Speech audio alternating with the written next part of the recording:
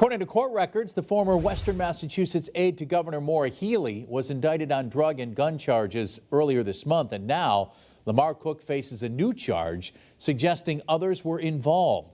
Authorities believe nearly 50 pounds of cocaine were delivered at state-owned buildings in Springfield. Cook has been charged with trafficking 200 grams or more of cocaine and now conspiracy to violate drug law felony. Additional misdemeanor charges include possession of a firearm and ammunition without identification. He also faces a charge for unlicensed operation of a motor vehicle. Cook is due to be arraigned next month.